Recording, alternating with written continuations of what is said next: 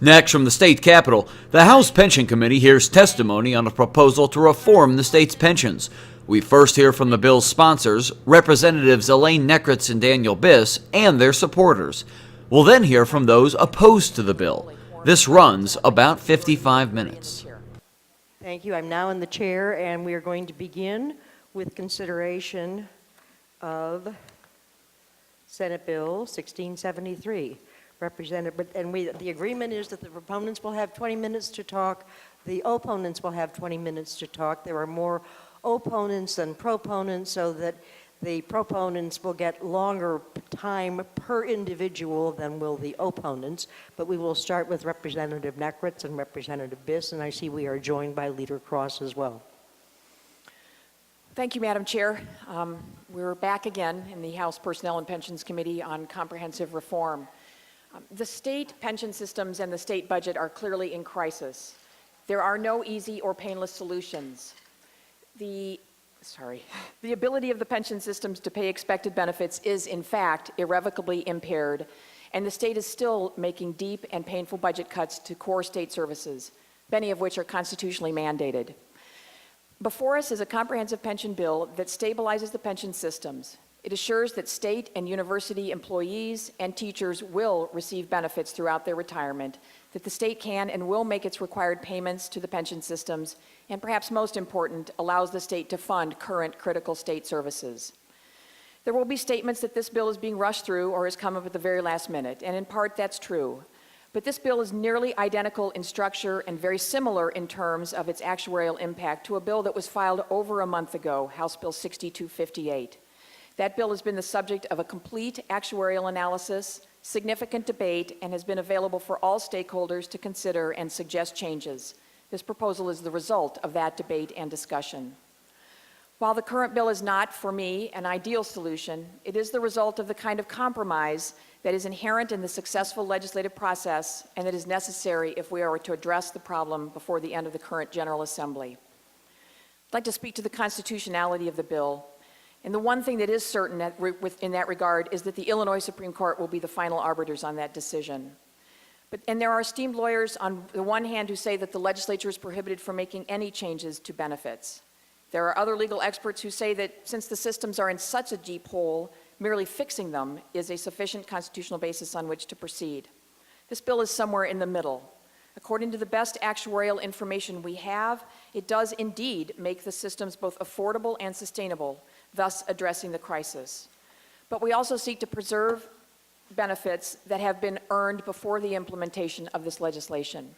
And most important, while we impact benefits to be earned in the future as consideration for that change, we offer a significant new right that pension members and annuitants do not currently enjoy, a strong funding guarantee.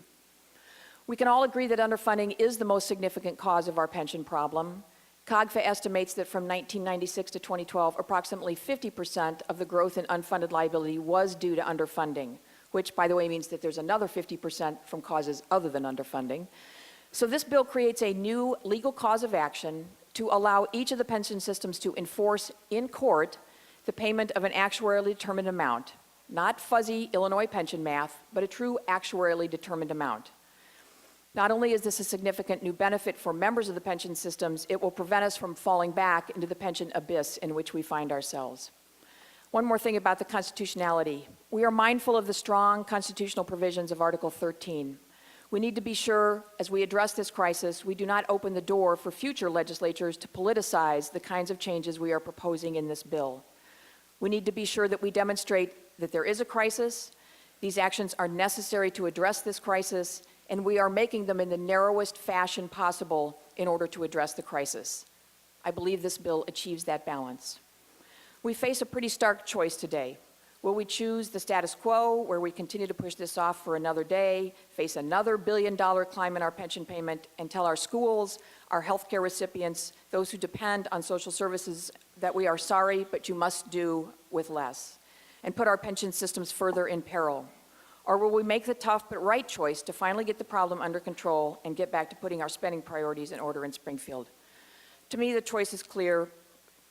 The time is now to end the excuses and say yes to reform for our pension systems and long overdue relief for our great state. I ask for your support. Before I close, I would like to very much thank my partner in all this, Representative Daniel Biss, soon-to-be Senator Daniel Biss. This has been a great effort on behalf of the two of us. There's also a number of folks who are chief co-sponsors on the legislation who were instrumental in bringing House Bill 6258 forward and really, I think, moving this agenda to where we are today. So I'm very grateful for all the work that's gone into this, and to Leader Cross for being open to a discussion, and again, being willing to compromise and make concessions for both sides to get us to this point. So with that, I will turn it over to Leader Cross. Thank you all. It occurs to me as I sit here today, I have rather two unique observations. One, I'm one of few people in the room for pension reform, and I may also be one of the few people in the room cheering for Alabama tonight in the BCS championship game. So if there's one more, good. I want to just make a couple observations and then turn it over to Daniel. We have been, I think we would all agree, I don't think anybody in this room, on whatever side of the fence or table you're on, would agree that we are the worst funded pension system in the country. Everybody in the state knows it. Everybody in the country knows it. In fact, I suspect most people around the world now know that Illinois has the worst funded pension system in the country. One of the worst. We have, I don't think anyone would argue this, our systems combined are funded at a rate of 39%. 39%. And it's not getting better, it's getting worse. And we have talked about this for at least 724 days, 2 years. I filed a bill 2 years ago, House Bill 149 became Senate Bill 512. Others have done the same thing, and I applaud all the people that have tried to fix this mess. We have had hearings, we have had task forces, we have had working groups, we have had committees, we have been before this committee, we've been on the House floor, we've worked with the governor, and the list goes on and on and on. And 2 years later, still nothing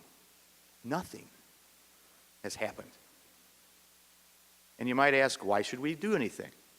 I can think of 4 reasons. One, our credit rating. I don't think anybody in this room would argue that if we do nothing over the next couple of days, it is inevitable that we will be downgraded. The bond houses have told us that, they have said that, and they have every reason, I suspect, it's above my line of expertise to argue with them that that is going to happen. It will cost us more to borrow money. If you talk to any business leader in the state of Illinois that owns a business, that runs a business, that is associated with the business, this is one of the biggest issues on their mind. And while unemployment is at an alarming high rate now, I suspect it has the potential to go higher, because no company that I've talked to says they have any big interest in expanding here or having a company come here or staying here because of the very, very alarming problem and our inability to fix it. Our reputation continues to diminish. One of the final reasons I think we need to fix this is retirees, potential retirees, teachers, state workers, university folks need some certainty and some stability that they will have a pension down the road. There are a number of folks that will tell us and that have told us that our systems, if left alone, may not be there down the road. And so while we are having a very, very uncomfortable conversation, and that nobody in this room wants to have, that everybody hates, we have to address it. And I think Elaine made a very good point, would be the 4th or 5th reason. The crowding out is very real. We're at $7 billion this year, we'll go higher next year and higher next year. So when the social service agency comes into your office, don't ask them, don't expect or tell them they're going to get more money, they're going to get less. The next time you want to build a road, don't expect that it's going to be expanded, it's going to stay the way it is. Next time the school district comes to you and says, how about a little more money? You can't tell them they're going to get it if we don't fix this. Now for me, I think we all have to acknowledge a couple things. There's a lot of blame to go around. The General Assembly has a lot of fault. We didn't make pension payments. That was wrong. It was dead wrong. And it is a huge reason we're in the mess we're in. And I think the General Assembly needs to acknowledge that, and I think it has.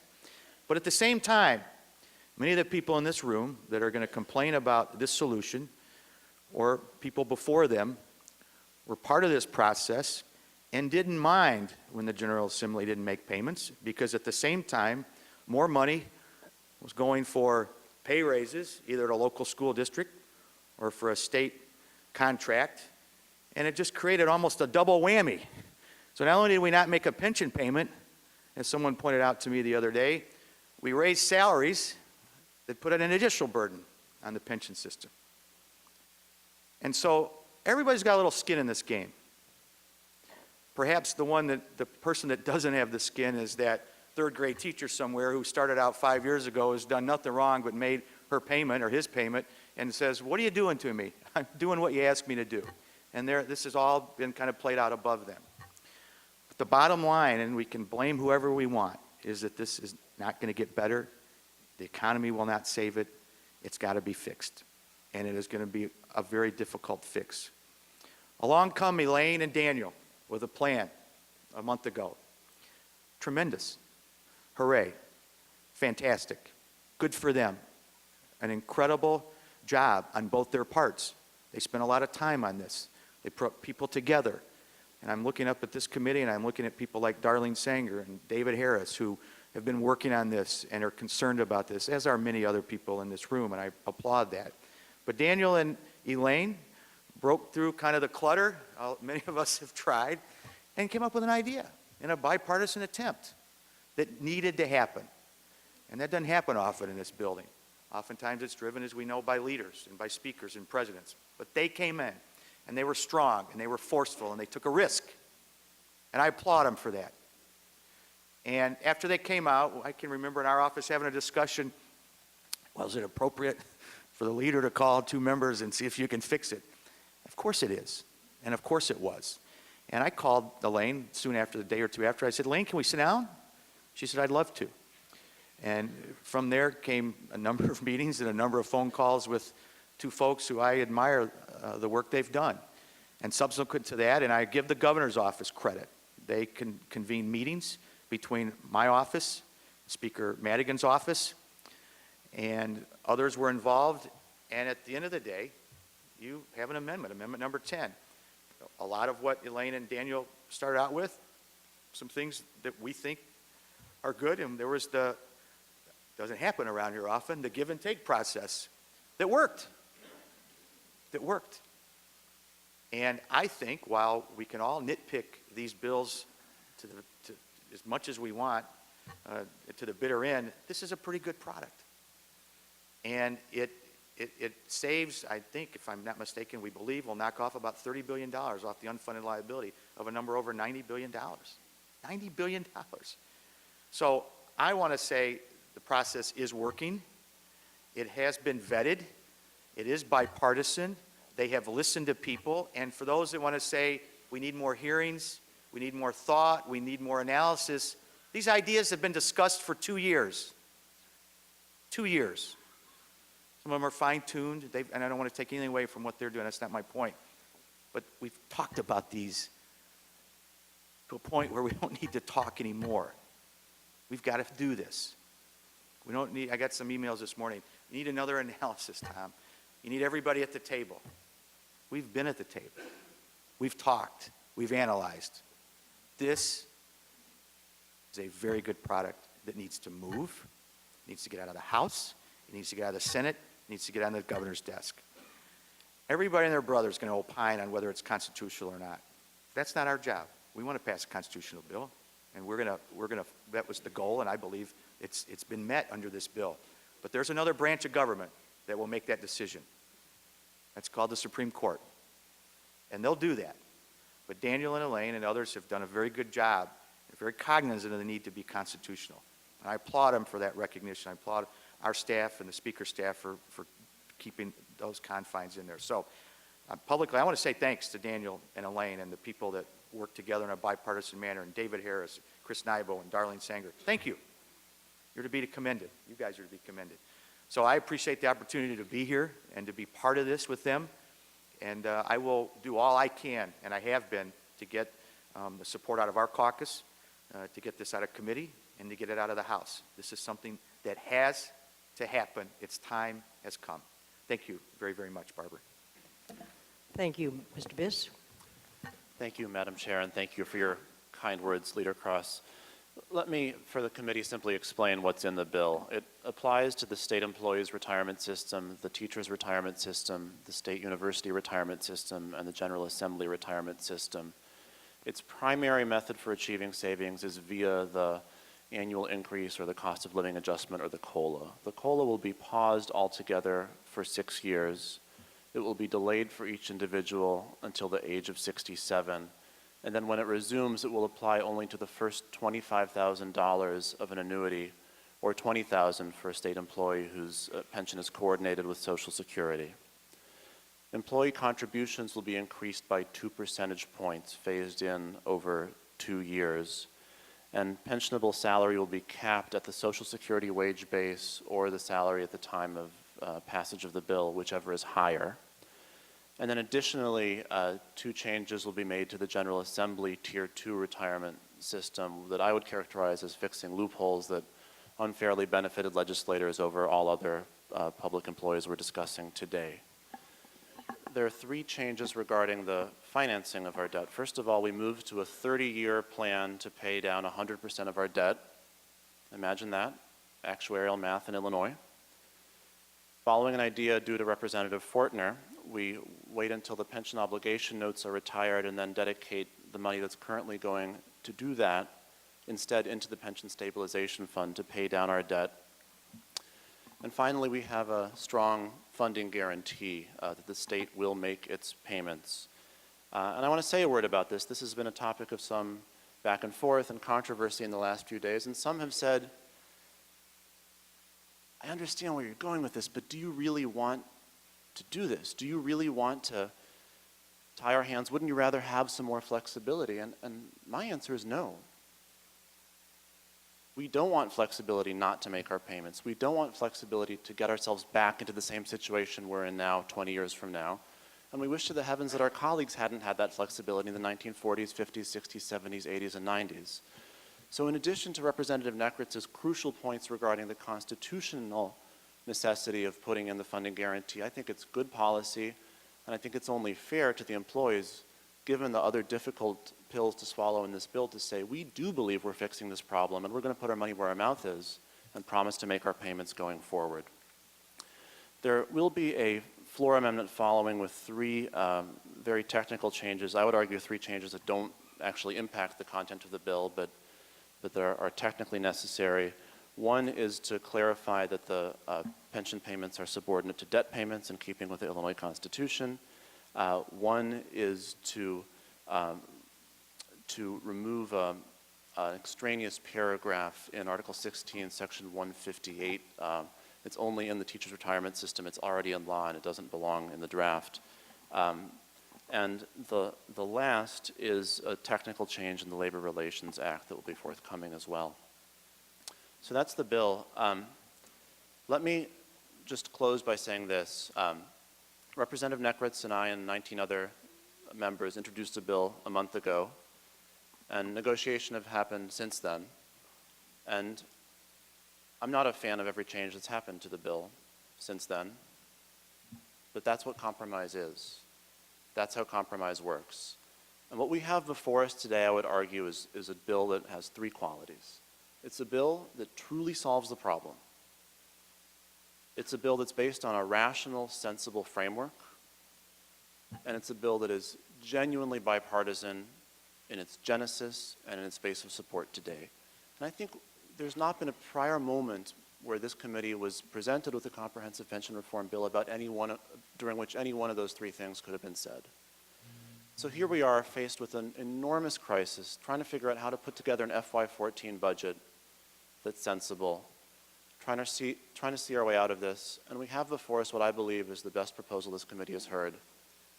Understanding it's not perfect, feeling myself that it's not perfect, I would simply ask my colleagues on the committee and on the full House floor, given the magnitude of the problem and the need the state of Illinois has to achieve resolution and to achieve it soon, to please find a way to support this bill before the end of this General Assembly. And I believe to the point of the bill's ability to resolve the problem, Mr. Zygmunt from the governor's office has some comments.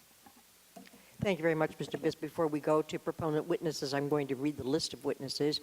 We have, with no position on the merit, Jeff Hauk, representing the State University's retirement system, and Dick Ingram, who's the executive director of the Teachers Retirement System. Proponents include those who are not planning to testify: Todd Meisch, the executive vice president of the Illinois Chamber of Commerce; Joan Parker, representing the Chicagoland Chamber; Sheila Henretta, who's with the governor's office of Management and Budget; and Jerry Sturmer, also with that office. We will hear oral testimony from Lawrence Mazal, a proponent from the Civic Federation, and Hans Zygmunt, who is the chief economist with the governor's office of Management and Budget. The opponents who are not planning to testify include Peg Agnos, representing Scope and Lend high school district organizations; Erica Lindley from Ed Red; Diane Rutledge from the Large Unit District Association; Will Lovett from the Illinois Education Association; Matt Paprocki from the Illinois Policy Institute; Jeff Crabtree, Teamsters Local 700; Nick Yelverton, the legislative director at the Illinois Federation of Teachers; Tom Ryder, representing the Illinois State Employees Association retirees; Ben Schwarm from the School Management Alliance; Kurt Hilgendorf from the Chicago Teachers Union; Andrew Bo Davies from the Illinois Retired Teachers Association; Pete Baroni from the Federation of Police; Perry Buckley from the Cook County College Teachers Union; William Nagley from the IFT Local 1600; and Trevor Klatfelter, representing Teamsters Local 916. So if we could at this point hear from the proponent witnesses, Mr. Zygmunt and also Lawrence Mazal, if you are with us in the room, and then we will go to the opponents. And as we said earlier, there is an agreement to limit testimony. Representative? Thank you, Madam Chair. I think we had 4 witnesses that were proponents.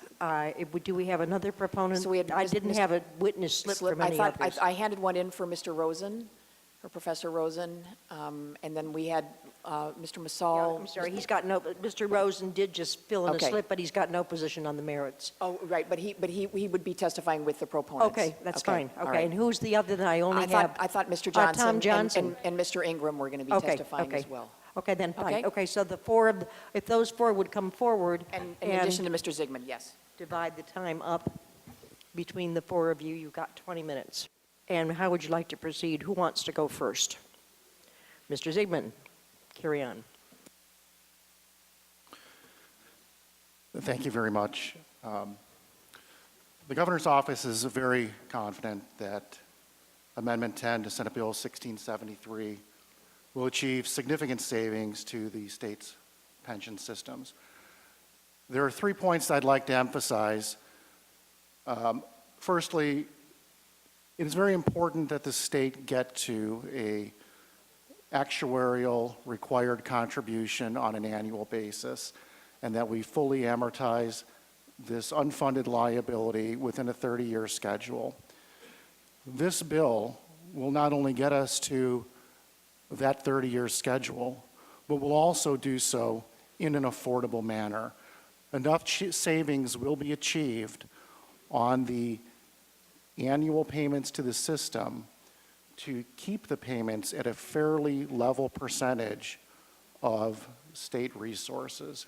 In other words, it eliminates the crowding out problem that was stated earlier by Representative Nekritz. Secondly, there is a substantial savings immediately to the unfunded liability. Currently, the state has an unfunded liability of approximately $95 billion, and that is growing every day. The immediate reduction from this bill would be in the neighborhood of $27 to $30 billion. Third, the total reduction or the total savings in payments the state would achieve over the next 30 years is approximately $140 billion under this legislation. That savings in annual payments is what makes this system, these pension systems, affordable in the long run. I'll be happy to entertain any questions, but I just want to keep this simply to the facts as we see them numerically. Thank you very much, Mr. Thompson. Or Johnson, are you next? Yes. Okay, No, just tell your name and your affiliation. Yes. Actually, I think I'm supposed to go next, if that's, am I correct? Mr. Yes. Rosen? Yes. Okay. And you have no position on the merit, but you're sitting with the proponents today, and you are a professor of law at At the Chicago Kent College of Law. Kent College of Law, so please proceed. Right, thank you very much. I wanted to address the way I think conscientious legislators should think about the constitutionality of the bill without opining about the bill's constitutionality. So the constitutional obstacle that many people think of first is the pretty absolute language that's found in the Illinois Constitution, providing that pension benefits should not be diminished or impaired.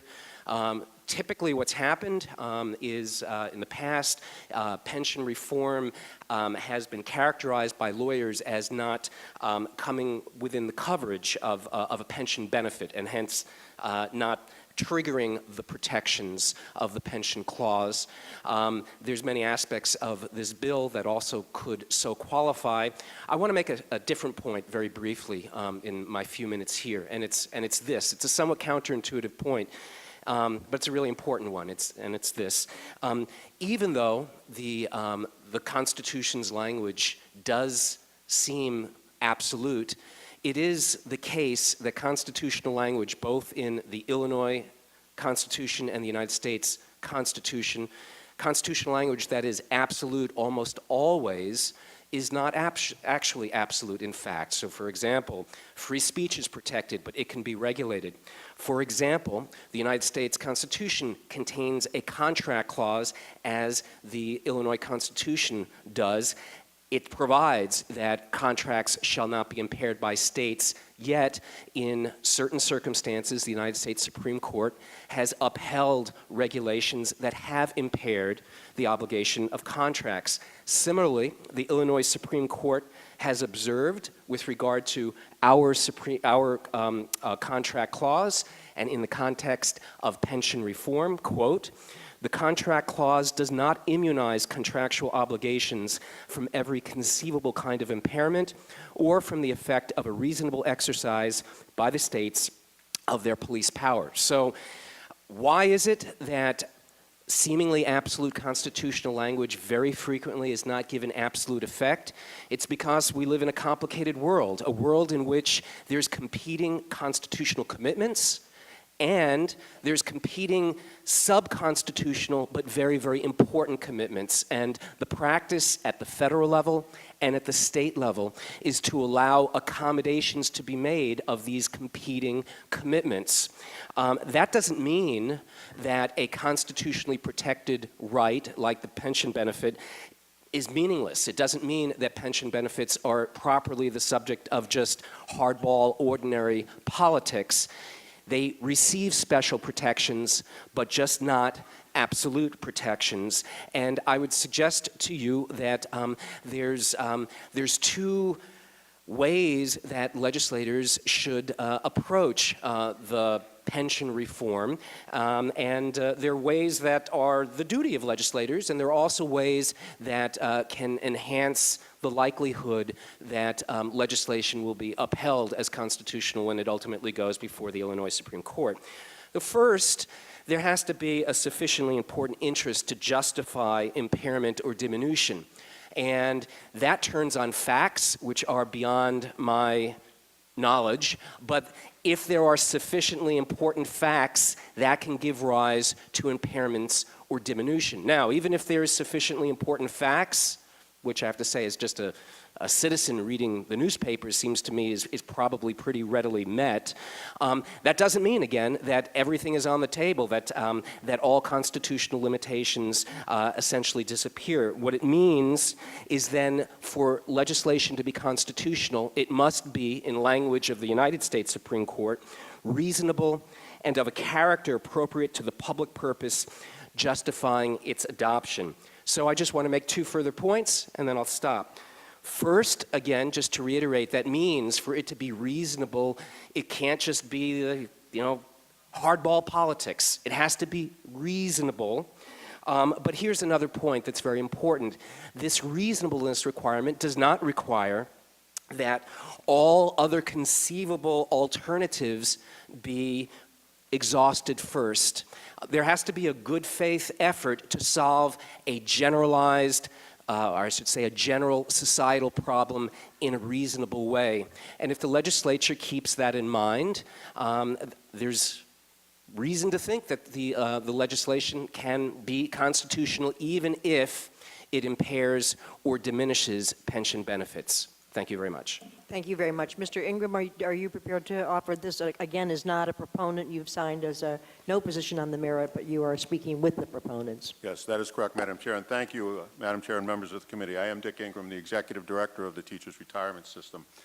As I just stated, I'm not here to speak to the merits pro or con on the policy decisions reflected in the bill as amended. TRS's fiduciary and outside counsel advises us that determining the structure of the benefits is the exclusive responsibility of the General Assembly. However, as a fiduciary, we can and must speak to the necessity for action to address the funding shortfall that threatens the benefits due our members. I can best do that in the context of a resolution adopted last year by the TRS Board of Trustees. That resolution acknowledged that Illinois' grim fiscal prospects means that as fiduciaries, it is no longer prudent for TRS to expect that the state will meet its obligations to fund the pension systems as currently required under the pension code. Absent the required funding, the board must prepare our members for the likelihood of future insolvency. The resolution laid out 5 principles for changes to the pension code required to avoid insolvency. We've heard some of them already. Use actuarial math. Guarantee state funding, address Tier 2 inequities, keep it simple, and finally, and most important, comply with constitutional provisions. By now, most of you have heard me talk about the unforgiving equation that TRS must see balanced on behalf of our members. C plus I equals B. Contributions plus investment income equals the benefits that we must pay to our members. However, the equation today is C plus I equals B minus $53 billion, our unfunded liability. Eliminating that liability will require more than $200 billion over the next 30 years. So you can see that there are no small answers and no easy solutions to bring C plus I equals B back into balance. TRS is doing all that it can be expected to do on I, or investments. We're delivering top quartile returns of 9.6% annually over the last 30 years against a target of 8.5%. So in order to balance the equation, the General Assembly is left with contributions and benefits to consider. Whether you address the problem with more revenue, changes to the benefit structure, or a combination of both, the numbers required to solve the problem are enormous. At TRS, we are not speaking in support or opposition to the benefit changes you propose. That debate is between the General Assembly and the advocacy groups that represent our members. Much of that debate and the litigation that will most certainly follow any bill that is enacted will focus on the constitutionality of changes made to benefits. These deliberations may focus on whether the courts feel that what the TRS members get in this bill in exchange for what they give up is seen as a fair solution to a long-standing problem. As you heard stated earlier, in other words, is the funding guarantee securing future benefits valuable enough in exchange for the reduced future benefits? That will be for the courts to decide. The likelihood of insolvency at TRS is seen by some as an existing violation of the Illinois Constitution's Pension Protection Clause. The Pension Clause clearly forbids diminishment or impairment. Many see those terms as interchangeable. I do not. Diminishment implies a reduction of what has been promised. Impairment suggests an inability to pay what has been earned.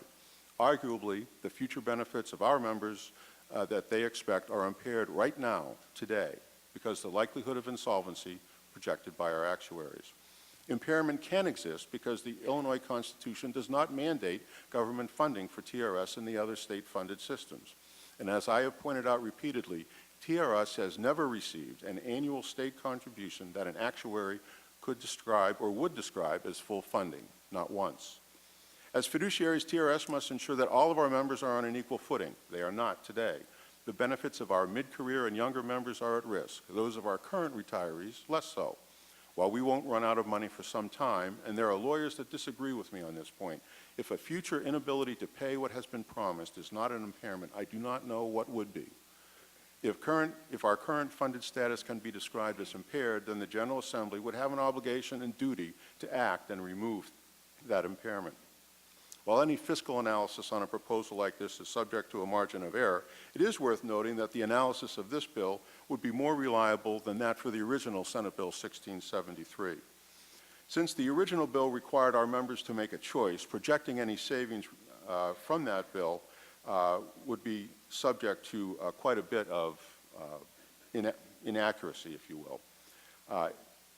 In addition, the administrative burden of assisting over 360,000 members with a choice based on so many unknowns would be overwhelming for us to do with any degree of adequacy. And perhaps most important, the original version of the bill had funding guarantees that were triggered by the number of members choosing the reduced benefits. That would prevent a predictable or reliable funding guarantee. So to close, let me quote directly from the board resolution from last March. The fiscal situation of the state has deteriorated to the point that the board no longer has confidence that the state will be able to meet its existing funding obligations to TRS. As a result, the board believes that action must be taken now to ensure the continued solvency and viability of the plan. Thank you, Madam Chair. I'd be happy Thank you very to much, take any Mr. questions. Ingram. Now we have a little more than 6 minutes left for Mr. Johnson and Mr. Massal. I don't know which of you wants to go first. Sorry. I'm the President Emeritus of the Illinois Taxpayers Federation, and thank you very much for allowing me to testify today. I'll be brief, and our written statement is provided to you. Our pension debt of approximately $100 billion, and more importantly, the servicing of that debt, puts Illinois on an unsustainable path as we compete for investment and job creation in the United States. The gray cloud hanging over our heads causes those who are investing to evaluate other opportunities and locations.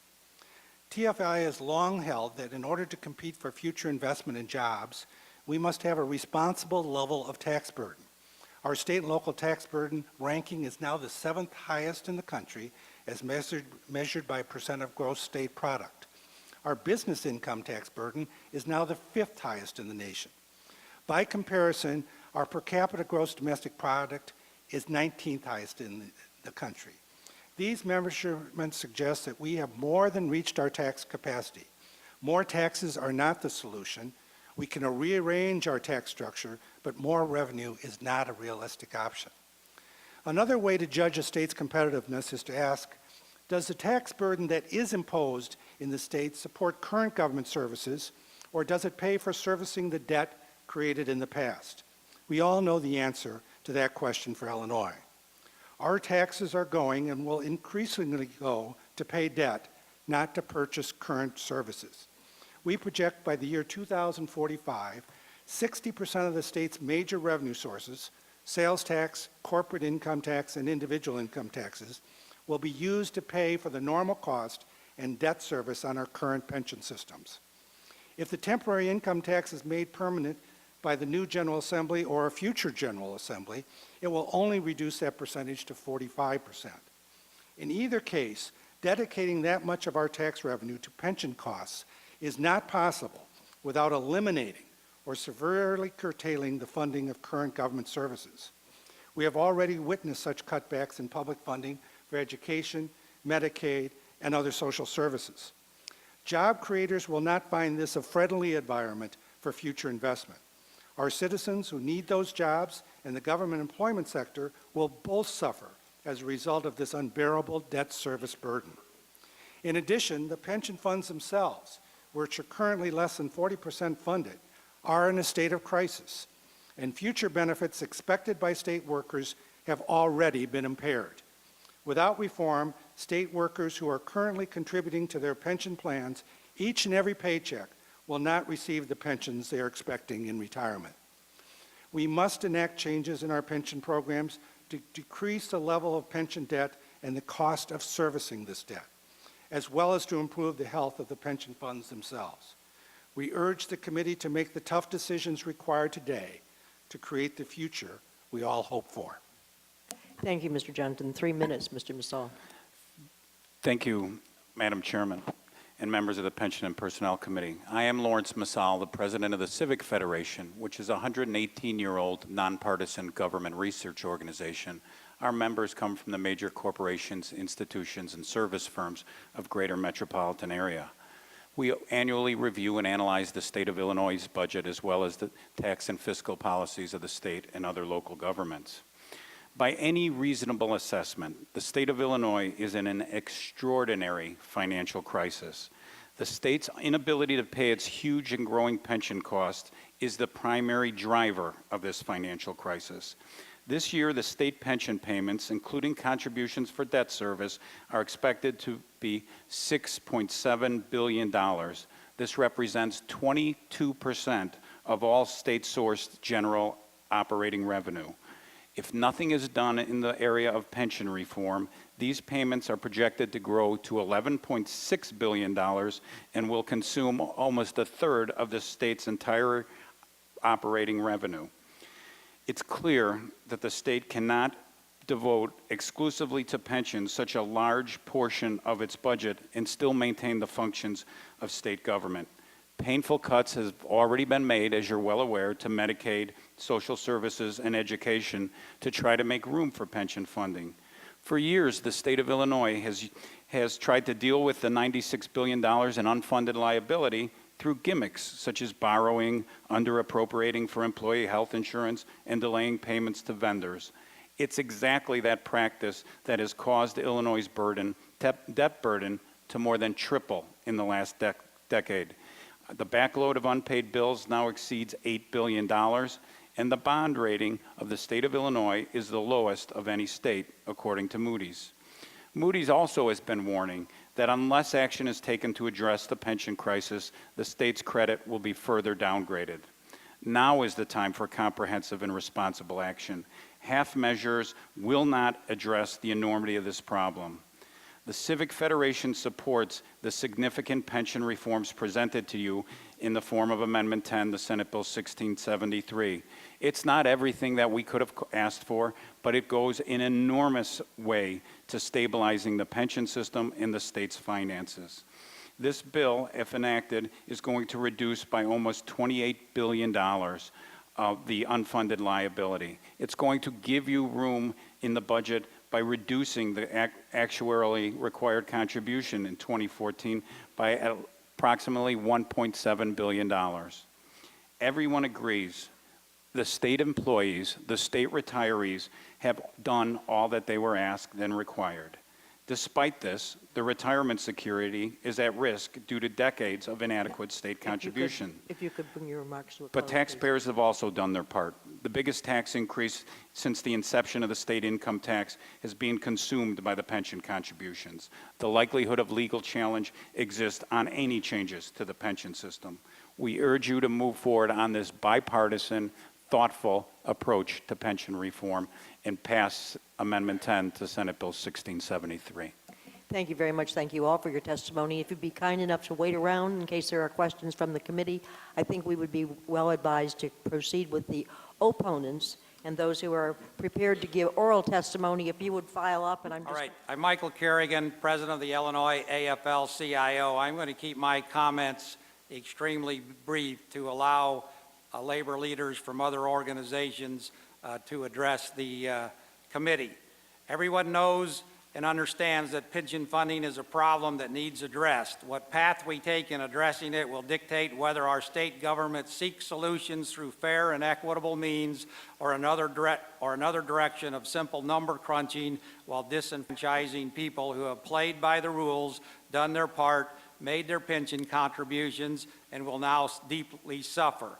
The proponents have talked about Amendment 10, but what's missing in that bill is shared sacrifice. When you take responsibility for underfunding, for skipping payments, then at some point you have to say, I made a mistake, and you have to do something about it. Amendment 10 contains nothing that addresses shared sacrifice. So I want you to hear from other labor leaders, but at this time, I'd like to turn the microphone over to John Stevens with Freeborn and Peters. Good afternoon, Madam Chairman and members of the committee. I am John Stevens, an attorney with Freeborn and Peters, here on behalf of the We Are One Coalition. I listened with interest to the constitutional description by Professor Rosen.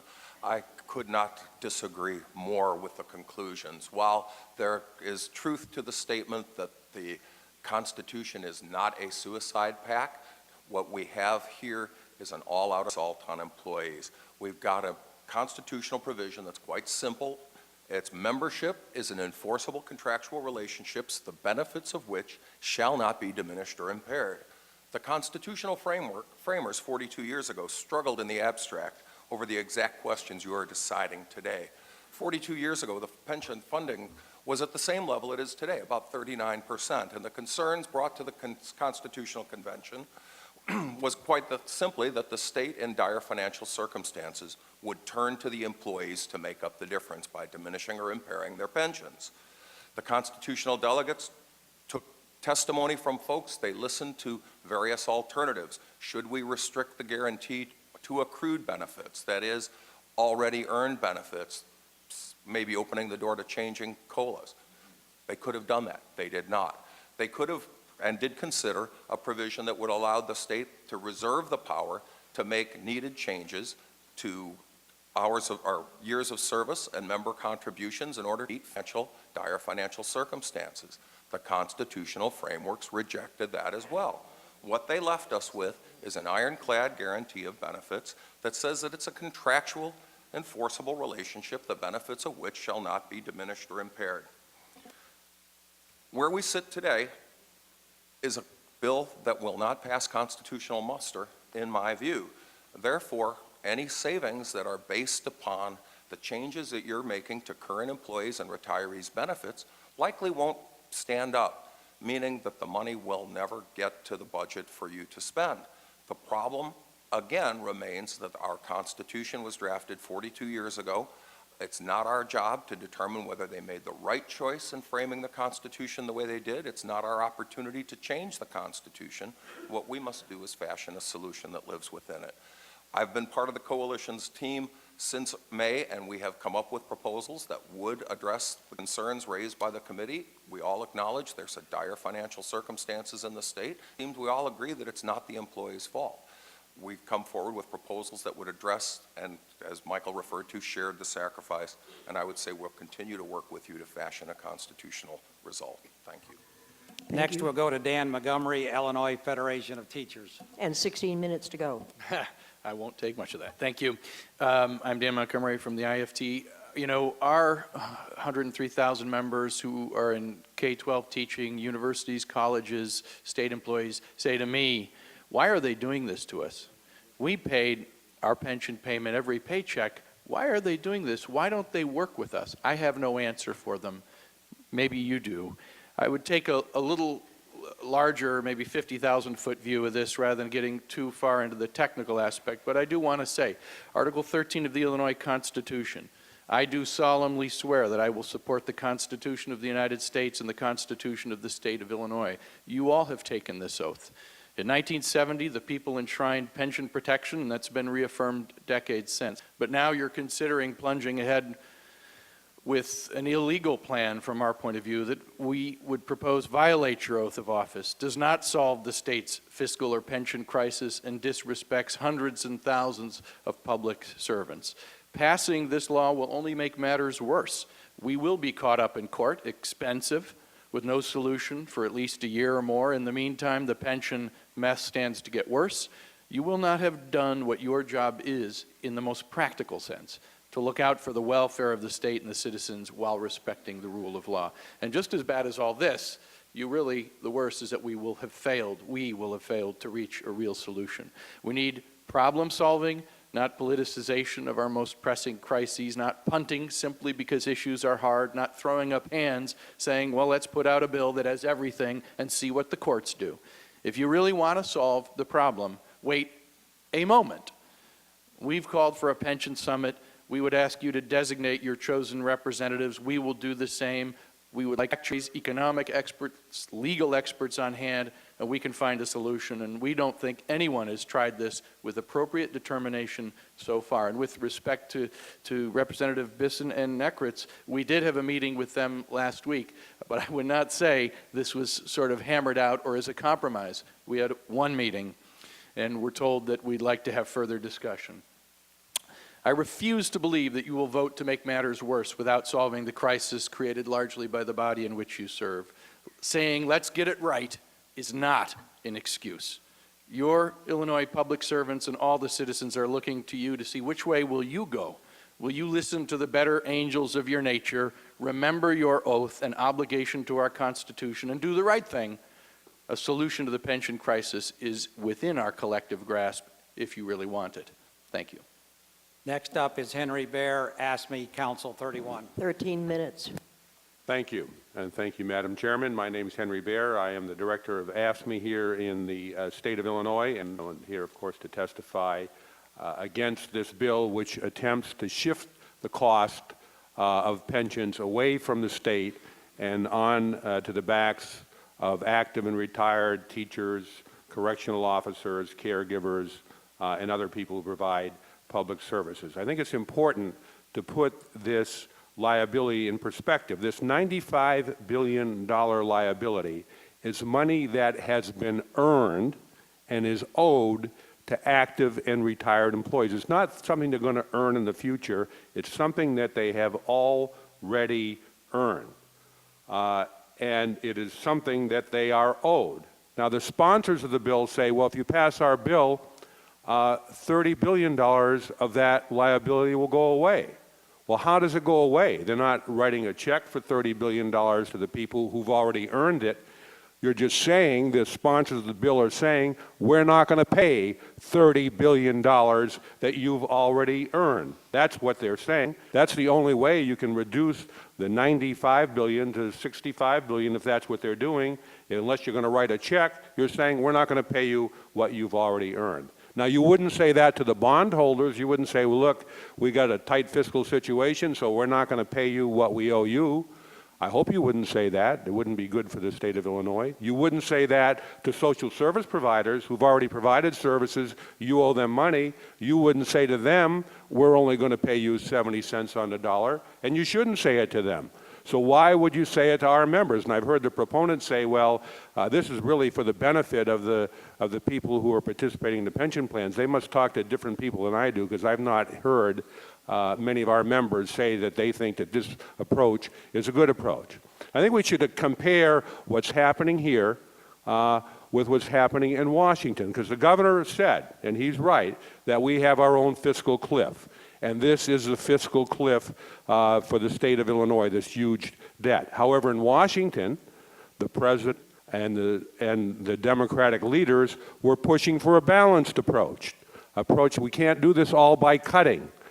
We have to have approach, we have to have revenue, and maybe we have to have some cuts too, but it has to be balanced. At the end of the day, even Mitch McConnell and John Boehner agreed with that. But the governor, who's supporting this bill, and the sponsors of the bill, they're taking the Tea Party approach. Let's just cut, and let's not pay this $30 billion that they owe. We think that's wrong. We think that shouldn't be. There is no guarantee in here that the state will fund money going forward. There's a huge loophole in this bill, which you could drive a truck through, which would allow the state to say, well, we have a crisis and we can't do it. So tomorrow you are going to take an oath that you will uphold the Constitution of the state. I would hope that today that you wouldn't violate it. Please vote against this bill. Thank you. Next up, Cinda Klickna, Illinois Education Association. Good afternoon. As he said, I'm Cinda Klickna, president of IEA, 133,000 members that I represent, education employees across this state. Many of the committee members, as well as other legislators, have told us over the years that teachers are the most important asset for our students. Yet the proposal before you hurts every teacher in every city in this state.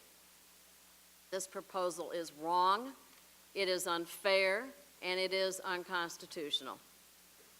We've been asked repeatedly to participate in conversations about unconstitutional proposals. Our Illinois teachers are scared. Many of them who were at the rallies last week expressed their concern. They have planned their lives based on their pensions. It is all they have. They do not get Social Security. Their pension is their life savings. And it is their safety net. And what we're talking about today begins to tear at that safety net. We are talking about people's lives. And I could go into details about the bill and what is wrong with it. But we are talking about people. The teachers did their part. We have always done our part. We always will do our part. And we all know loss of revenue is the problem. And the only way to fix this mess is to talk about real revenue. And it's time we had that real conversation. We do not have a benefits problem. We have a revenue problem. And we have less than 8 minutes. And a few years ago, when Tier 2 passed, we predicted a big problem with it, and today we sit with a big problem in the Tier 2. We may see some kind of guarantee in language for funding, but we predict that you are going to have more people who cannot make it in this city and in this state because you have cut what they rely on. Thank you. Eternal order of police. Madam Chair and members of the committee, the men and women of law enforcement working as Illinois State, Secretary of State Police, Attorney General investigators, conservation, and university police throughout Illinois have previously been recognized by the Illinois General Assembly as employees of high risk. The Illinois legislators have previously recognized state and university law enforcement for the job they do each day as they put their lives on the line. They put on a uniform, a badge, duty weapon to keep our campuses, parks, waterways, and highways safe. These officers have faithfully met their pension contributions each pay period. These law enforcement officers are not eligible to participate in Social Security. These law enforcement officers are service providers of public safety throughout Illinois. The current state of Illinois pensions are a direct result of the state not meeting their actuarial obligations. We Are One Illinois sets forth the bottom line. Payments to the pension funds are not only a constitutional necessity, but the fulfillment of the state's ethical obligation to the people who teach our children, keep our communities safe, and provide assistance to those in need. The state must stop using pension funds as a credit card to pay for core services, and it must repay the money it has borrowed from the pension funds. At the same time, it is critical that Illinois has replacement revenue to fund vitally important public services. To this end, We Are One Illinois proposes closing tax loopholes to bolster revenues.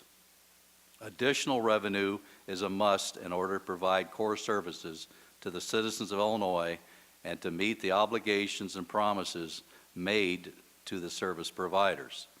The Illinois Fraternal Order of Police, as a We Are One Illinois partner, joins in calling for a pension summit in January. We stand ready to come to the table and negotiate a solution. We renew and reaffirm that same commitment as we have had for the last several months, Governor Quinn and legislative leaders. We will defend benefit cuts are neither legally permissible, equitable, nor economically sound for the state of Illinois. Thank you. 5 minutes. Mike Stout, Laborers. Thank you. My name is Mike Stout. I'm the business manager for Laborers Local 2002. Laborers Local 2002 represents state employees at 14 different state agencies. And first, I'd like to echo what my good friend John Stevens said about the state constitution. So the benefits shall not be diminished or impaired. Many of our members go to work every day under the most hostile working conditions in the state prisons. Prisons that, as of this weekend, are even more dangerously crowded. They, along with our other members, have never missed a pension payment, never missed a payment. I wish I could say the same about the state of Illinois. We all know that Illinois public pensions are in dire shape and need of repair. That is why we have made several attempts to work with the governor and the General Assembly in a collaborative effort to develop a fair constitutional resolution to this problem. Yes, on a few occasions, we have met with the governor's office and General Assembly. To the best of my recollection, Only 2 of our proposals have been accepted. Increased pension payments by our members and the mandatory pension contributions be made by the state. Our members did not create this pension mess and should not be forced to burden the burden of fixing it. A rally cry is, a pension is a promise. But a pension is far more than a promise. It is a right protected by the state of Illinois and its Constitution, a right that we will fight for. Thank you. Next up is Alice Johnson, Illinois Nurses Association. Good afternoon, Madam Chair and esteemed committee. I am the Executive Director of the Illinois Nurses Association. INA represents thousands of professional registered nurses who would be affected by Senate Bill 1673. These nurses provide vital patient care to the people of Illinois, including our most vulnerable citizens, the developmentally disabled, the mentally ill, the elderly, expectant mothers with high-risk pregnancies, and premature babies in neonatal intensive care units. These are just a few of the people that our members care for. These professional skills are all the more valuable at a time when Illinois is facing a continued nursing shortage. Statewide analysis for registered nurses continues to indicate that the projected demand for nurses will exceed the supply, resulting in an annual shortage of 860 RNs through 2018. As our members' services become more vital, more in demand, and require a more advanced education, Senate Bill 1673 would make it more difficult to recruit and retain the necessary nursing workforce by diminishing benefits for nurses employed by the state and state universities. Senate Bill 1673 would increase the retirement age for some of these nurses, and I would like to address the practical implications that this would have for some of our members. The work these nurses do is physically demanding and sometimes physically dangerous. There have been times when nurses have been physically attacked by patients on the job, and instances where members have almost lost their lives. Our corrections nurses are at a higher risk of blood exposure to diseases such as hepatitis and HIV. In addition, their work is physically demanding. One nurse estimated walking 3.5 miles and 35 flights of stairs in one shift to provide medications to the patients. While having to work at a physically strenuous job for a longer period of time to receive their retirement benefits, once these nurses have retired, they will have less money to pay for basic necessities such as health care after having spent their careers providing health care for others. As has been repeatedly stated by the We Are One Coalition, we are willing to come to the table for a pension summit, and we would like that opportunity to bring the creativity and common sense to the table. Thank you. Thank you. We have one more minute, but we will, in fact, indulge the, is this your last? Yes. Okay. Thank you, Madam We'll Chairman. give you 2. Tim Sickmeyer, Police Benevolent and Protective Association. Thank you, Madam Chairman, and esteemed members of the committee. My name is Sickmeyer, and I'm representing the Police Benevolent Protective Association. I'm also representing the Illinois Conservation Police and retirees. And for the fact is, I am a retiree. I've been retired now for 2 years, and I'm from the Conservation Police. I can tell you that on behalf of all the retirees out there, very concerned. There's a lot of, there's been so much going on, and everybody's head spinning, and I know that this has not been easy. I applaud this committee to try and work things out.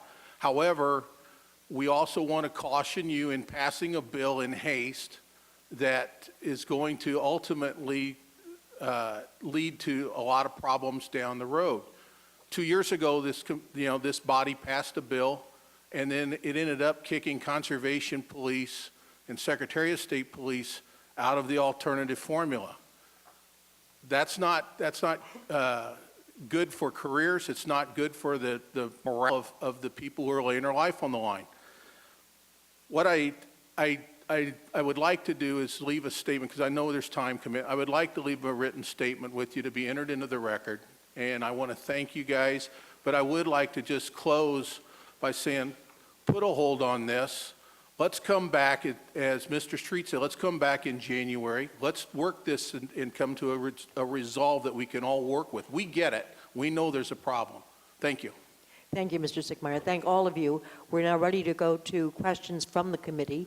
And as I said earlier, if the proponents would be available as well as the opponents, that would be great. I think Representative Poe, you had your hand up first. I guess the sponsor of the bill can answer my questions.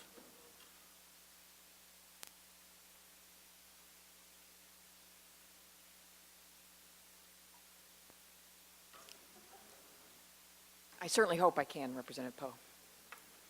Just quickly, you referred to in your remarks from 96 to 2012 that half the liability was probably on the part of the state, the way we made payments, did those kind of things. Then also when Mr. Bliss was talking, the representative, he was talking about 40s, 50s, 60s, 70s, and 80s. So I guess I'm under the belief that most of that $96 billion, if you amortize it, you know, make it work out, that probably most of that is probably through the fault of the state shorting those payments. Well, Representative, you can believe that. COGFA has done those analyses, and the one that I'm aware of that they put out in their most recent report was the one I cited.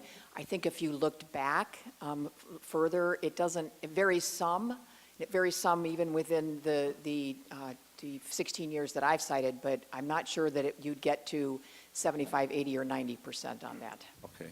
Then the next question is that $30 billion you're talking about, dropping that from, let's say, $95 billion to $65. Now, is that basically all through the COLA?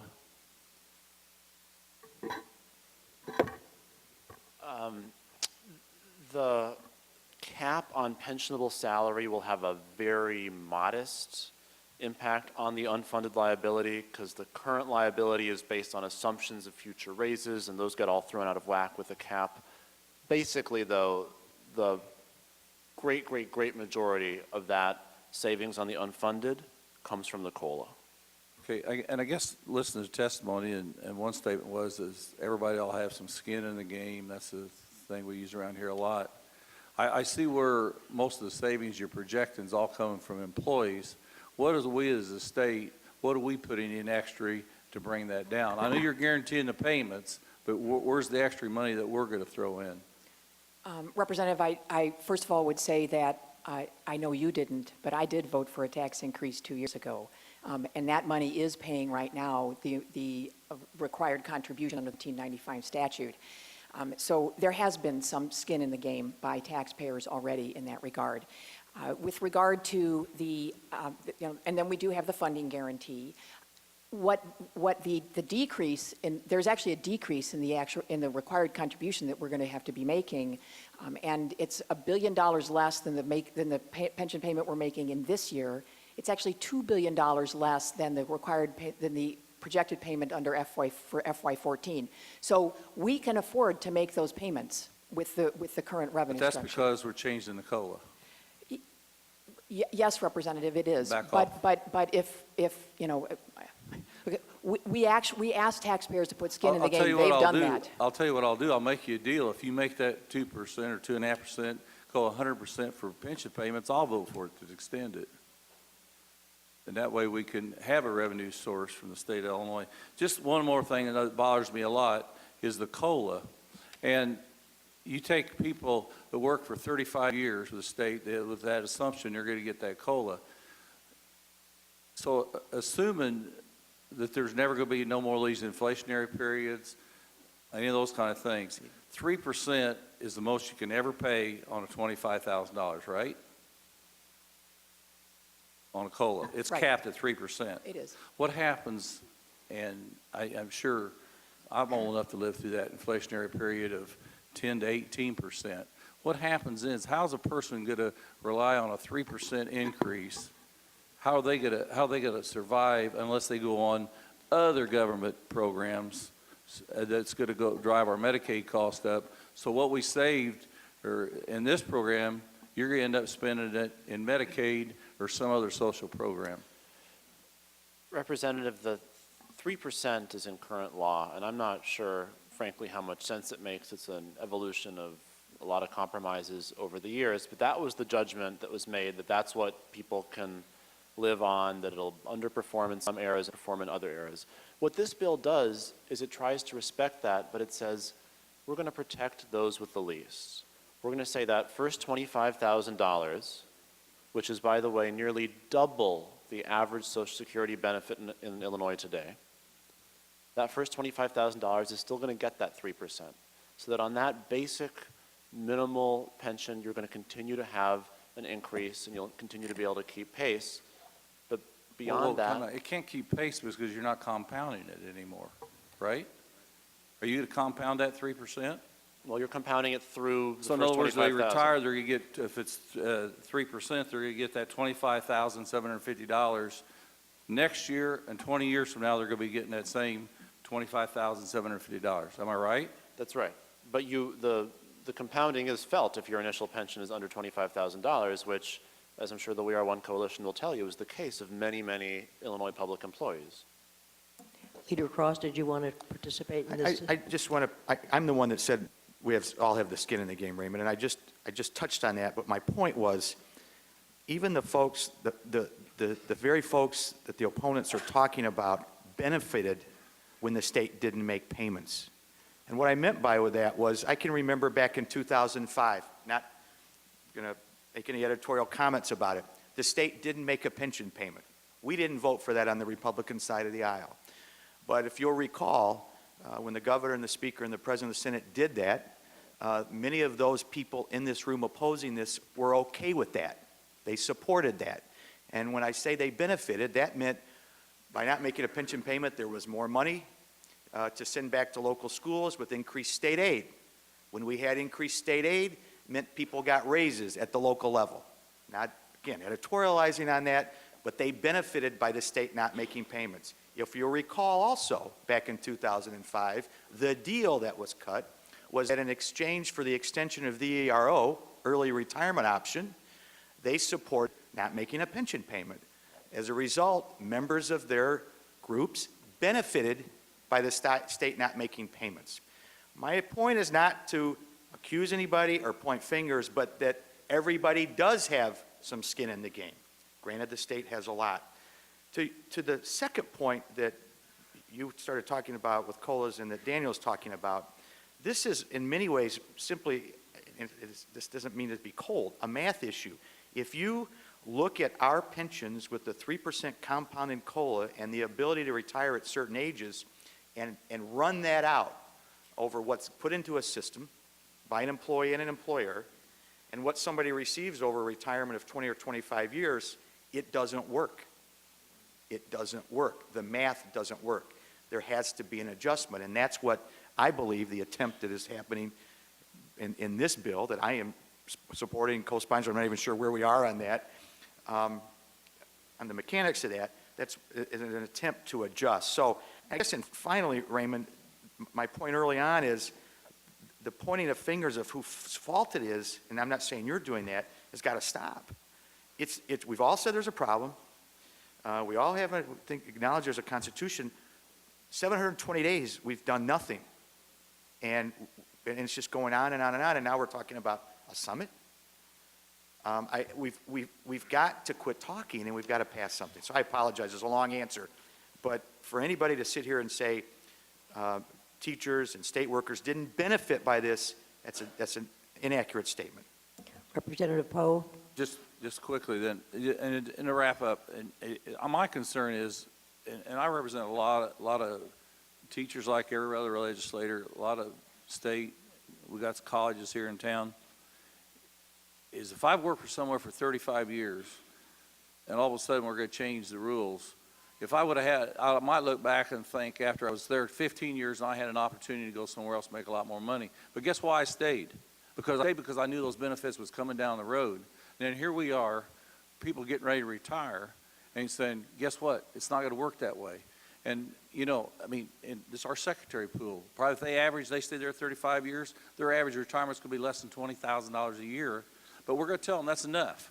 You're only going to get 3% one time because it don't compound. And if we have these inflationary periods, it goes up 10, 12, 14% inflation. How are they going to keep up? And that's where I say we're going to be driving people to other social services. Thank you. I think Mr. Biss, for a brief response. this is not to the policy argument. This is just to the facts of the bill that I think might be in dispute. The way the $25,000 cap goes is it doesn't say that once your pension is over $25,000, you get no COLA. You still get that 3% on the first $25,000. So your pension will increase every year. So you're compounding it. So it's gonna say 750, in other words, they're gonna get that 750 for 10 years, so at the end of 10 years, they'll 7,500, so it'll be 32,500 instead of 25. Is that what you're saying? Correct. I'm glad to have that on the record, thank you. Representative Singer. Thank you. I have a question for the sponsors of the bill too, and before I ask the question, I want to also say thank you for the work that you have done here to bring this bill to the table. It did take a lot of courage to get out there and do that, and as we know, we've talked about this issue forever. I just want to share a real brief story with you. Representative Nekritz called me, it was on a Thursday before Christmas, to share with me what was going on here, and she said, basically, you're going to be very pleased with almost everything in this bill, and I have been, so kudos for the work you have done. I'm going to ask a couple questions which I pretty much know the answer for already, but I just want to clarify in everyone's mind what this bill is doing and what it's not doing. I know one of the things that we didn't talk about, but it's not on the table right now, has to do with fixing Tier 2. And, it's just a little bit about my understanding is that will happen in the future, just to get a reaffirmation from yourself on where that is. And then also, the point that there is no cost shift here. So if you could just respond to that.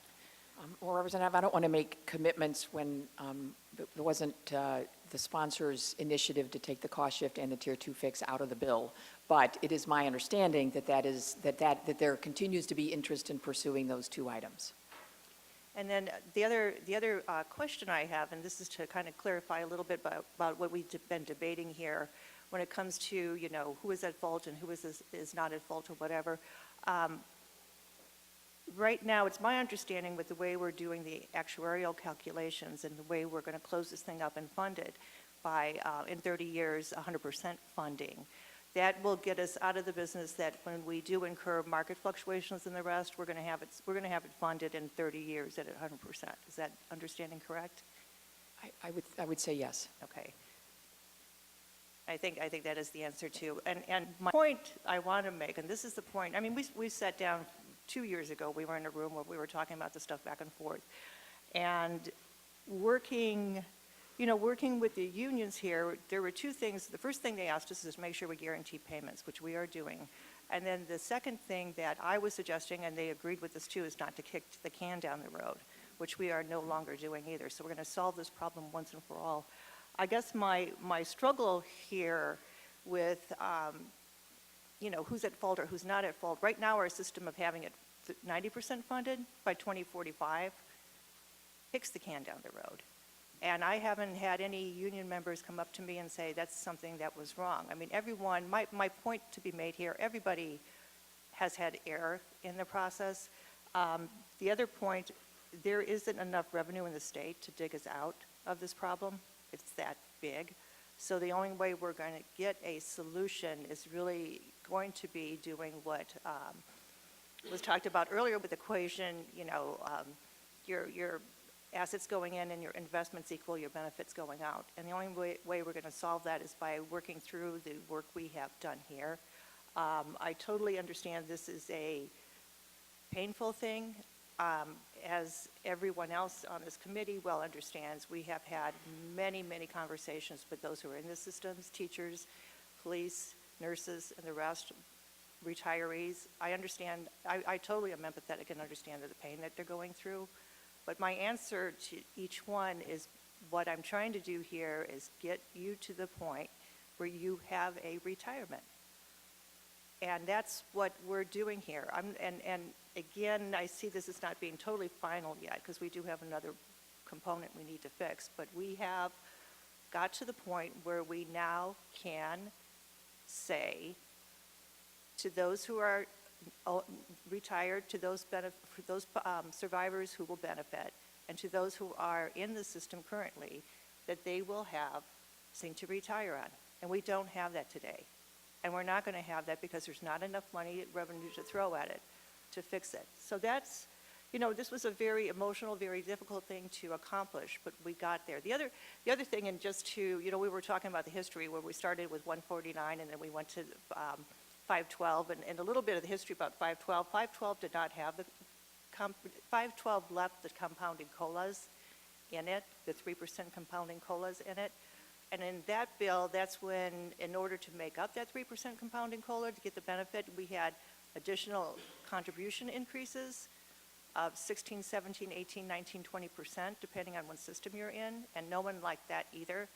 So this was a way to say, okay, you may not have to contribute another 18% to get the benefit, but you're sacrificing a COLA freeze for some period of time. So there's been a lot of thought that has gone into this process, a ton of thought that has gone into this process. And this is, you know, it's a painful thing to come up with. There's no question at all. And I feel the pain of those who are going to go through this. But at least it's getting us on the track to move forward, which we haven't done so far. So again, thank you for the work you've done, and you know, I'm hoping that we can continue to work on the next piece going forward.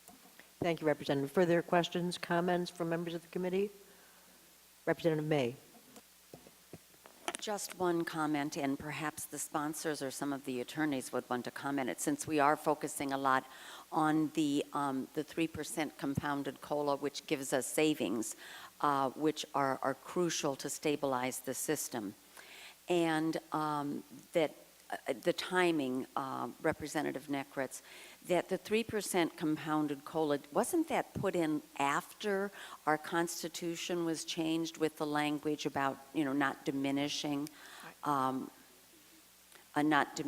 benefits? I believe it was put in the somewhere in the mid-1990s. Is that 1999? So if we're talking about constitutionality, that was really rather recently, not when our Constitution was changed. It was. I would say that, you know, I'll speak for the opponents here, that I think that they would argue that when a benefit is added, it becomes part of that constitutionally protected. But, you know, obviously there's a wide range of opinions on what constitutes constitutionality in this instance. Right, but one of the attorneys was talking about exactly the language they chose in the Constitution. So I think that I just want to say a personal opinion that the goal is, as painful it is all around, is to stabilize the system and to keep us from becoming, junk bond status on the marketplace. And thank you for both you. Thank you both for the work you've done on this.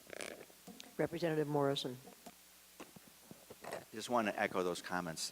Both of you should be greatly, greatly applauded for bringing this forward. There are a lot of really great things in this bill. I guess, have some philosophical questions to ask. You know, I, like many of you, spent hours and hours talking with constituents on both sides of this issue. Those who say, don't do anything to the pension systems, and those who say, yes, we must do it. I guess my question is, you know, why has private industry moved out of defined benefit plans?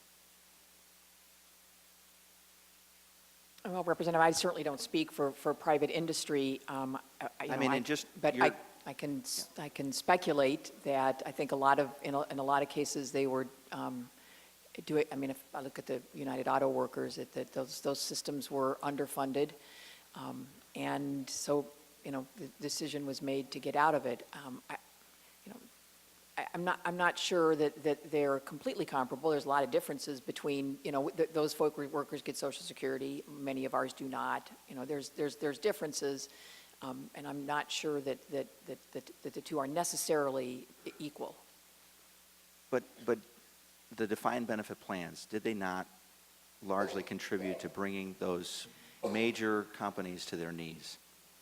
I don't know that I would say that. The railroad industry has a defined benefit plan that's very well funded, and the workers enjoy a very nice benefit with that, and it's very solvent. The state of Rhode Island has made some changes recently. A lot have talked about the COLA change in Rhode Island, but another component was the fact that they now have a hybrid plan where current defined benefits were locked in, but going forward, even for current employees, there was a 401k component. Is this something that you think has merit, or, in the process of bringing this bill to the floor, was that considered? Tom, as we were talking, it was very much in our conversation. And as I described to you, our hybrid plan of part defined benefit plan Part DC plan, and Daniel also had a cash management plan. That discussion was going along, and I thought was heading in the right direction, and then the speaker and/or governor or both took the cost shift off the table, and the way we had presented it was in the context of a cost shift to take the state out of the business and have the locals, school districts and universities, for example, engage in that. So, and the premise of that is that this bill would pass and the shift issues would be diminished because of the strong benefit side. I think the three of us are committed to, and I don't want to speak for them, they're shaking their head, to continue down that discussion and see the merits of that. I completely do, and I agree with you. And you know, I talked about this briefly a little bit in caucus, and we were almost done with that discussion. It was eerie the timing of the announcement from the speaker. So, the long and the short of it is, I'm completely agreeing with you, as are they, and we are committed to getting to that point. As would be the next step. I don't want to get it. I want to speak for you guys. Yeah. What happens, though, I mean, right now, what is the discount rate, the assumed rate of return? Is it 8% now, or? It varies among the systems, Okay, but I think on it average, ranges though? from 7.5% to 8%. Okay. What happens in the next, say 5 years from now, 10 years from now? Mr. Ingram mentioned that over the last 30 years, the return has been a little over 9%. But what if over the next 5 to 10 years, it's significantly lower than what we project? Who guarantees that then? Who guarantees that those funds, that we stay on track with the funding plan? We do.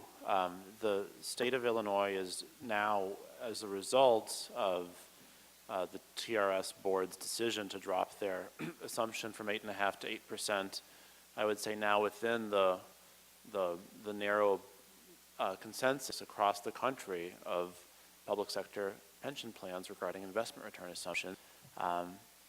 And some of those are very well managed and well funded, including one in this state, the Illinois Municipal Retirement Fund, and some are not. And my view is that what is required to make it well managed and well funded is to have an affordable set of benefits and then a guarantee that we pay the employer share. And that's what this bill does. Now, you spoke about the Rhode Island plan, about the plan that Leader Cross had floated, about the cash balance plan that I floated. I believe that it is unconscionable in the context of non-Social Security employees to get out of the business of offering some kind of defined benefit. That's not what they do in Rhode Island, not what Leader Cross proposed, is not what I propose, and as long as we're in that context, the state will hold some risk. But I think it's unconscionable not to do that, and perhaps we disagree on that point, and I respect your position, but I feel pretty strongly about it, and I don't see why that would be a reason to vote against this bill, which leaves for a later date that decision. But when you say that the state guarantees, is making that guarantee, of course the state includes people who are both in the private sector and in the public sector. We can't guarantee to people who are strictly in the private sector that they're going to continue their same level of income, that they're going to have any kind of guarantee. I mean, so I guess I think there's merit in a hybrid plan because there is truly shared risk. Right now, the taxpayers are under this, if this were to pass, the taxpayers really are carrying all the risk. Which is also true if this doesn't pass, Tom. Granted, but one component that I would definitely like to see is a self-managed plan. I particularly talk to younger workers who want a self-managed plan. They are tired of relying upon promises that are easily made and easily broken. And by continuing to run a defined benefit plan, we're not giving those workers the opportunity to basically manage their own retirement, be in control. We're locking people in, and of course we're locking the state into something that we cannot guarantee. And I would argue that that's no different than the private sector where they are locked in, at least with regard to Social Security, which is the sort of, if you look to the model of what they did in Rhode Island, that's why they modeled it that way, so that there was a minimum defined benefit that was the equivalent, that was, similar to Social Security and then did the defined contribution on top of that, I think that's the kind of program that we think is preferable. But I mean, I think to leave people hanging out there with nothing but a defined contribution plan is untenable. I'm not suggesting that they only have a defined contribution plan. You know, I think there are good proposals on the table. I know in this late hour, it's kind of hard to introduce this, but to tell people, look, we're going to lock in what you have earned up to this point, but going forward, there needs to be shared risk with everyone in the state, not just those who are in the public sector. And I think on a policy basis of having some risk sharing, the cash balance plan and the stacked hybrid do exactly that, and I think all of us sitting up here at the table would agree with you. But even in the cash balance plan, there's still a guaranteed amount. And, you know, for those who only have a 401k, if only we could pass a law that says we're going to guarantee returns in 401ks. And I would argue that those people having 401ks also get Social Security. So they do have that minimum defined benefit. But I think I've exhausted the discussion. I mean, for a younger worker, though, you can't say that there's going to be that kind of guarantee. I mean, we know just how bad those systems are, Medicare and Social Security. I don't want to belabor the point, But you are, yes. As we all know in this room, this is a very serious issue, and I don't think anyone wants to rush into this. If anyone else wants to comment, I'm finished. Thank you. Thank you. Are there further questions or comments from members of the committee? Not Representative Sanger. I have a question. This is for the union members too, kind of on your note here, Representative. It is my understanding, and I know there's differences in some of the university systems and the rest, but it's my understanding that particularly if you're a teacher, you have no choice but to be in the system. Am I correct there? Okay, so maybe that's what we need to talk about, is to give teachers the choice on whether, no, that's another, I'm not talking about this being solved here, believe me, but that, going to your point, I mean, to me, that's the first part of that discussion, is given one the option of whether they want to be in the system or not, which I know there's differences. We can choose not to be in it in the General Assembly, but I don't think, a teacher has even a choice today, right? But to be in one system or the other. So that's just the comment I wanted to make, and thank you for the answer. Further comments or questions from members of the committee? And does any of the sponsors wish to make a closing statement, or shall we just go to the vote? I think we've been at this long enough. Let's just go to the vote, but I appreciate the discussion. Representative May moves that the committee recommend to adopt on amendment number 10 to Senate Bill 1673. And on that motion, the clerk please call the roll. Necritz? Burke? Poe? Biss? Curry? May? Morrison? Schmitz? Singer? Morrison?